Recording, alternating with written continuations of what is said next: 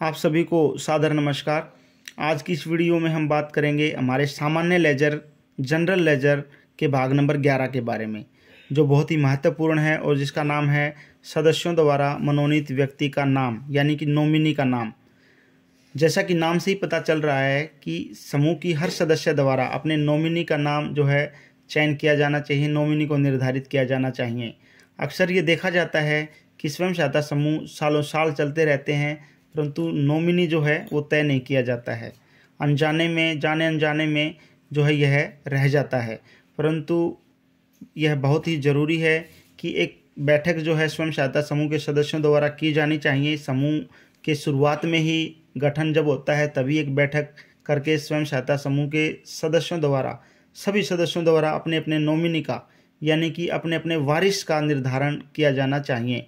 ठीक है, और उसका रिकॉर्ड जो है यहाँ पे लिखा जाना चाहिए भाग नंबर 11 में। ठीक है, जैसा कि अगर इसके कॉलम की अगर बात करें, सबसे पहले है क्रम संख्या, उसके बाद है सदस्य का नाम। जो समूह की महिलाएं हैं उन सभी सदस्यों के नाम यहाँ पे लिखे जाने चाहिए। जिस क्रम में उनकी हाजिरी लगती है, जिस क्रम में उनका नाम है, उसी क्रम में इसका नाम यहाँ पे लिखा जाना चाहिए। ठीक है, अमूमन प्रधान, सचिव और खजांची के नाम ऊपर रहते हैं, उनके नाम यहाँ पे ऊपर लिखे जाने चाहिए क्रम संख्या 1, 2, 3 पर। बाकी जो उसके बाद सदस्यों के नाम यहाँ पे लिखे जाने चाहिए। उसके बाद जो है उसके सामने पति या पिता का नाम लिखा हुआ है। ठीक है, सदस्य का नाम, पति या पिता का नाम। उसके बाद जो है मनोनीत व्यक्ति, यानी कि नॉमिनी जो है उसका विवरण यहाँ पे आ जाएगा। नॉमिनी का नाम क्या है, ठीक है, उसके वारिस का नाम क्या है और उसका संबंध क्या है। याद रहे, वारिस, नॉमिनी की ज़रूरत क्यों पड़ती है, इन सब बातों को हम सब जानते हैं कि भगवान ना करे समूह की किसी भी सदस्य के साथ किसी कारणवश दुर्घटना हो जाती है। ठीक है, किसी प्रकार की घटना, दुर्घटना हो जाती है, तो उसके बाद जो है उस सदस्य का वारिस, उसके पैसे का वारिस कौन रहेगा। नॉमिनी का मतलब है उसके वारिस से। ठीक है, उस सदस्य के ना रहने पर, उस सदस्य के साथ कुछ घटना होने पर उसके बाद जो है उसका वारिस कौन रहेगा। वारिस जो है उसके परिवार का कोई सदस्य हो सकता है, उसका पति हो सकता है, उसका बेटा हो सकता है, उसकी बेटी हो सकती है, उसके सास ससुर हो सकते हैं। ठीक है, तो ये स्वयं सहायता समूह की बैठक में सभी सदस्यों द्वारा तय किया जाना चाहिए किसका वारिस कौन होगा, और यहाँ पे उसका नाम लिखा जाना चाहिए। यहाँ पे हम देख रहे हैं मनोनीत व्यक्ति, उसका नाम यहाँ पे लिखा जाएगा। ये सदस्य से पूछ करके लिखा जाना चाहिए। ठीक है, जैसे अनीता दीदी है, वाइफ ऑफ राजेंद्र, इन्होंने बताया कि मेरे पति जो है मेरे नॉमिनी रहेंगे, तो यहाँ पे लिखा जाएगा नाम राजेंद्र। उनका संबंध क्या है, पति पत्नी है, तो यहाँ पे पति लिखा जाएगा।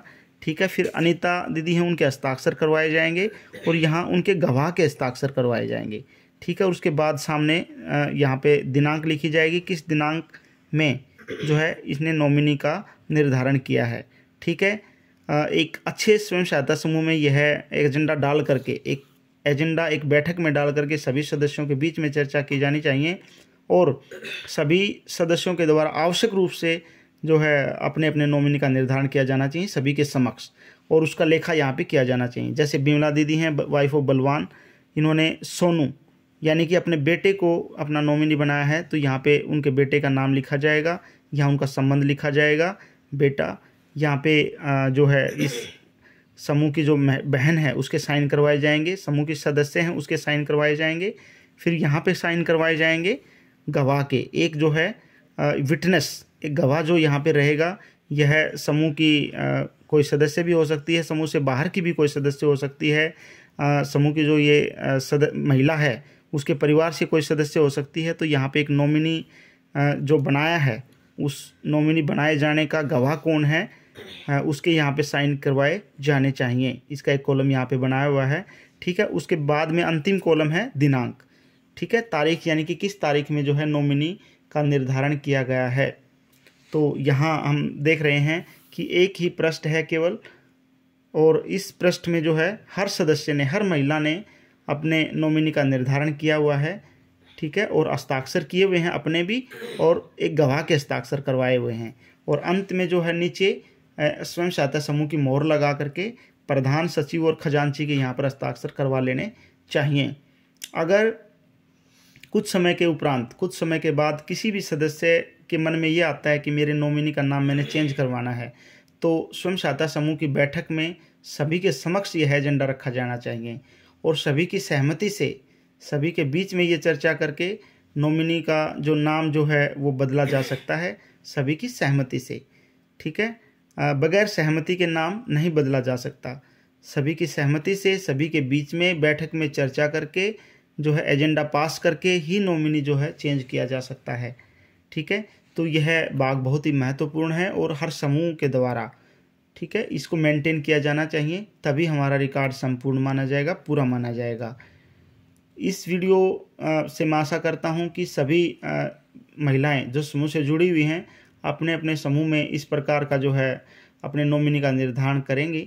आशा करता हूं कि आप सभी को यह भाग बहुत ही अच्छे से समझ में आया होगा। आप सबका बहुत बहुत धन्यवाद। नमस्कार।